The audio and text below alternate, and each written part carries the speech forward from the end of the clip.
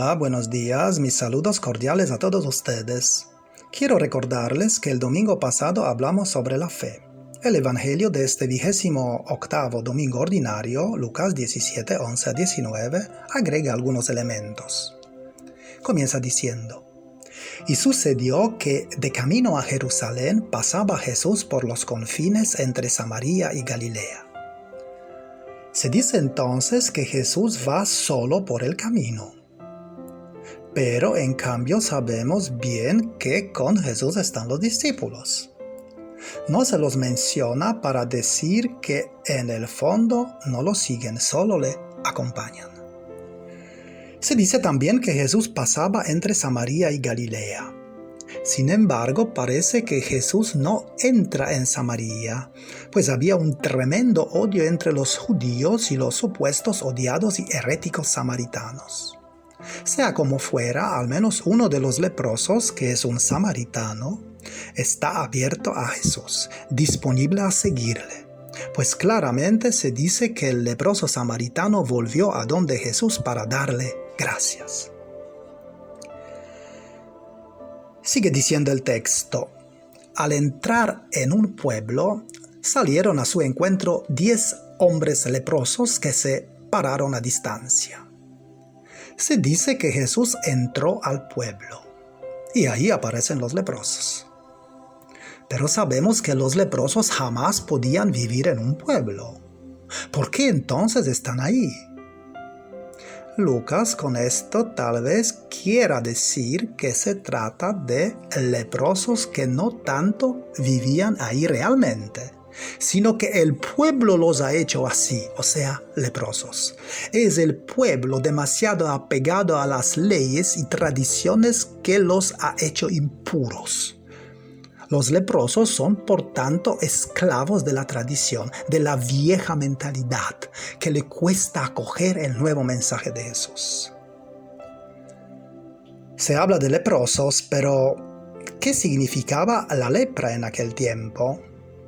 La lepra no solo se entendía como la lepra en sentido estricto de la palabra, sino también se refería a hongos, varios tipos de moho, infecciones en general de la piel como por ejemplo psoriasis, sarpullido o dermatitis.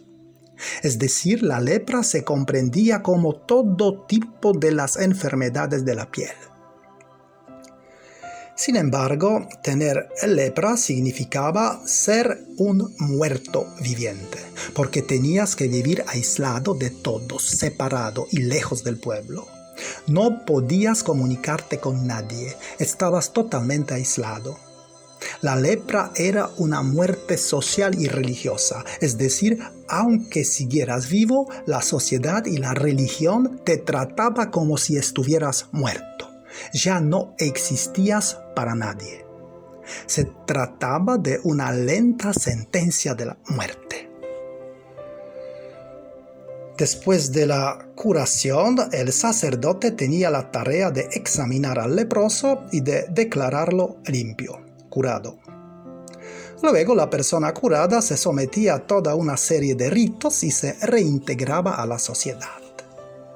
En realidad, cuando te enfermabas de lepra, nunca te curabas. Los 10 leprosos lo que hacen correcto, según la ley, es que se ponen a distancia. ¿Qué dice la Biblia al respecto? Se dice en Levítico 13, 45, 46. El afectado por la lepra llevará los vestidos rasgados y desgreñada la cabeza, se cubrirá hasta el bigote e irá gritando a distancia: impuro, impuro. Es impuro y habitará solo. Su morada tendrá fuera del campamento. Por eso estos 10 leprosos se detienen a distancia. Tienen que hacerlo para no contagiar a nadie. Pero llama la atención a lo que dicen: Jesús, Maestro, ten piedad de nosotros. Mirando el texto original, parece que estos leprosos son discípulos, Pues no se usa el término griego didáskalos, que quiere decir maestro, sino se usa una palabra diferente, epistates, que significa jefe, presidente. ¿Por qué se usa una palabra diferente? Porque en Lucas, siempre que se usa este título, se pone solo en boca de los discípulos. Y entonces estos leprosos realmente parecen ser discípulos. ¿Y en qué sentido son leprosos? No solo son leprosos por la enfermedad física. Son leprosos sobre todo porque no se desprenden de lo viejo. Están anclados en la vieja tradición religiosa que aparece como lepra que hace morir a la gente. Ahora bien, cuando Jesús los ve, les dice: vayan y preséntense a los sacerdotes. Los sacerdotes servían como una especie de servicio de higiene para certificar si la lepra había desaparecido. Así que si los sacerdotes lo declaraban curado al leproso, volvía a la vida. Después de realizar toda una serie de ritos y un sacrificio en el templo de Jerusalén, volvió a ser integrado al pueblo. Sin embargo, puede surgir aquí la pregunta: ¿cómo acude un samaritano a los sacerdotes de los judíos? Un samaritano nunca habría ido a los sacerdotes de los judíos. Y otra pregunta: ¿por qué se quedó Jesús ahí esperando su regreso, ya que iba camino a Jerusalén? Parece que realmente se trata de los discípulos que siempre necesitan volver a donde el Maestro. Y dice el texto: y sucedió que mientras iban quedaron limpios. Esto es muy interesante. No quedan limpios cuando llegan a los sacerdotes, sino en algún momento en el camino. Es decir, se curan cuando salen del pueblo. Entonces, ¿qué es lo que los enferma? Parece que el mismo pueblo. Es el pueblo lo que los hace impuros, leprosos. En el momento en que abandonan al pueblo, es decir, el lugar de la tradición, del nacionalismo, del estricto cumplimiento de leyes, se purifican. Y añade el texto: uno de ellos, viéndose curado, se volvió alabando a Dios en alta voz y se postró a los pies de Jesús para darle gracias. Y este era un samaritano. El hombre que vuelve a donde Jesús hace tres cosas por las cuales se entiende que ha reconocido a Dios en lo que le ha sucedido. En primer lugar, alaba a Dios en voz alta. En segundo lugar, se postra a los pies de Jesús y así reconoce la autoridad de Jesús. O sea, en Jesús ve a Dios. Y en tercer lugar, le da gracias a Jesús. Por medio de estas tres actitudes del leproso curado, Jesús quiere decir que Dios está presente en Jesús. No obstante, lo más llamativo es que el hombre que ve en Jesús Dios es un samaritano, o sea, un hereje, supuestamente el más alejado de Dios. Dice luego Jesús: ¿no quedaron limpios los 10? ¿Y dónde están los otros 9? ¿No se ha habido quien volviera a dar gloria a Dios sino este extranjero? Se usa el término griego allogenes, que quiere decir extranjero, de otra raza, o sea, no judío. En Jerusalén incluso había una inscripción colocada en el templo que prohibía el acceso al patio interior a los de otra raza bajo pena de muerte. En el templo estaba prohibido acercarse a Dios a los samaritanos. Aquí, sin embargo, es Dios quien atrae a un extranjero. Por otro lado, dar gloria a Dios era un privilegio de Israel. Pero aquí está la sorpresa. Quien lo hace es un no judío. Entonces Jesús le dice, levántate y vete, tu fe te ha salvado. ¿De qué fe habla Jesús aquí? Se trata de la fe en sentido de reconocer el don de Dios. Dios te da un regalo, un don, que es el amor, la vida. La fe es tu respuesta al don del amor y de la vida. Es por eso que no es Dios quien te aumenta la fe. Depende de ti. O la tienes o no la tienes. Porque la fe es la respuesta del ser humano a un encuentro, a una experiencia. Los 10 leprosos habían sido sanados y habían encontrado a Jesús. Pero solo uno, y además el herético para cualquier judío, se dejó tocar e involucrar. Solo uno sintió una experiencia dentro de sí mismo. La fe, por lo tanto, es la aceptación del don de Dios. Pero entonces, la fe real no existe sin experiencia. La fe, por lo tanto, es algo que cambia tu vida. El samaritano cambia, vuelve a donde Jesús y quien supuestamente no creía en Dios, lo hace más que alabarlo y darle gracias. Es decir, hace cosas que nunca había hecho antes. Esta es la fe. Cuando has encontrado a Dios, ya no eres la misma persona y nunca lo serás. Has cambiado porque has experimentado a Dios. El hermano Antonio Méndez Ferreira, que vive cerca del Río de Janeiro, fue marinero durante muchos años, pero en su interior siempre ha habido una búsqueda insaciable de la felicidad. Cierto día, en uno de los muchos puertos, se encuentra con un hombre tan miserable que fácilmente puede dar un asco.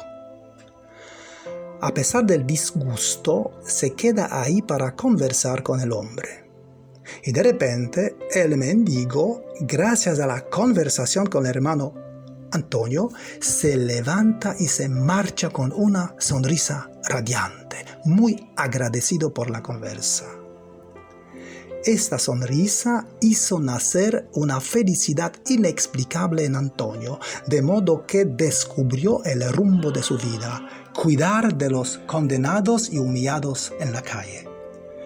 Con esta experiencia descubrió la fe dentro. La fe es sentirte amado gratuitamente, sabiendo que estás aquí con un propósito. No lo piensas, lo sientes. Es algo completamente diferente. Es como la diferencia entre pensar en una comida muy rica y comérsela. La fe es también permitir que Dios con su amor entre en ti, que te involucre, que te cambie, que te transforme. Entonces, el miedo a los demás, el miedo a cometer errores, desaparece, ya que estás arraigado en Dios. La fe es, además, responder con alegría a la llamada de Dios y seguir tu camino. Dios te ama. La fe es simplemente tu respuesta. Por otro lado, hemos de decir aquí que los que tenían lepra en aquel tiempo tenían que andar con un sonajero y tocarlo y gritar impuro, impuro, para que nadie se acerque a ellos. Era para ellos una tremenda humillación y vergüenza. Se sentían sin dignidad. Y la vergüenza no es solo la sensación de haber hecho algo malo, sino de estar totalmente equivocado. La vergüenza te dice que no eres bueno, que eres inferior e incluso que das asco. Es por eso que aquellos que se avergüenzan, se sonrojan, se esconden, se sienten inferiores o bloqueados. La vergüenza les quita la dignidad de existir. Muchos se avergüenzan porque su padre es alcohólico, o está en la cárcel, o es drogadicto, o está deprimido. Muchos se avergüenzan porque tienen a alguien en la familia discapacitado, o uno mismo es discapacitado, o tiene algún defecto físico. Entonces se esconde, y se esconde porque no tiene fe. ¿Y cómo esta fe se puede ver en los 10 leprosos? ¿Qué hacen esos 10 leprosos? En primer lugar, no se esconden, pero deberían hacerlo según la ley. Recuerda, no te escondas. Ante ciertos hechos, lo primero que viene a tu mente es esconderte por vergüenza, por miedo al juicio de los demás. Pero, ¿qué hacen los leprosos en el Evangelio? Van al encuentro con Jesús. Así que, sea cual sea tu situación, no te escondas. Con tu lepra te gustaría encerrarte en casa para no escuchar lo que alguien te dijera. Eres un sinvergüenza, mira lo que has hecho, no mereces vivir. Pero has de saber que ante los ojos de Dios nunca pierdes tu dignidad. En segundo lugar, los leprosos reconocen su vergüenza. Cuando se acercan a Jesús, gritan: «Ten piedad de nosotros». ¿Qué hacen en esencia? Dicen: «Sí, somos leprosos, reconocemos nuestro error». Así que tienes que aprender a decir: «Sí, es verdad, cometí un error, lo siento». Pero hay que distinguir entre cometer un error y seguir errado. ¿Has visto alguna vez a un niño pequeño que aprende a caminar? ¿Cuántas veces se cae? Muchas. ¿Y se avergüenza de haber caído? No. ¿Y por qué no le da vergüenza? Porque es normal, ya que está aprendiendo. También se aplica a ti. Es normal cometer errores, porque si supieras ciertas cosas, si tuvieras cierta información, si supieras muy bien lo que no se debe hacer, no lo harías.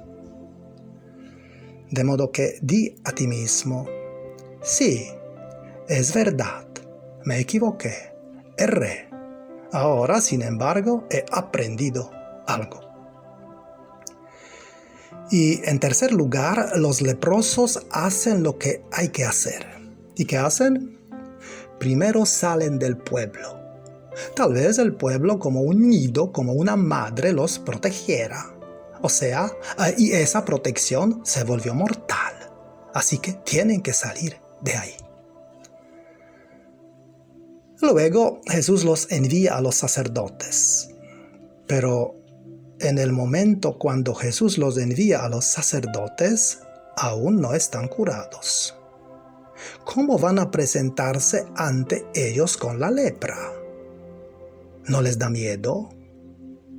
La tentación es de esconderse, pero tienen la valentía.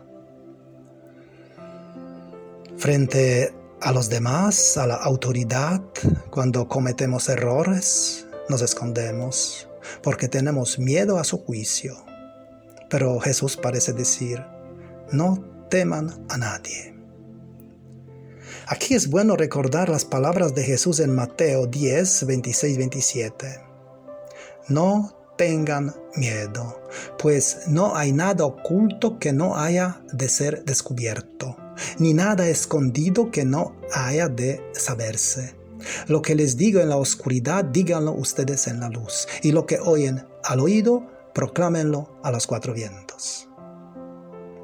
La vergüenza, al contrario, te lleva a esconderte, a callar las cosas.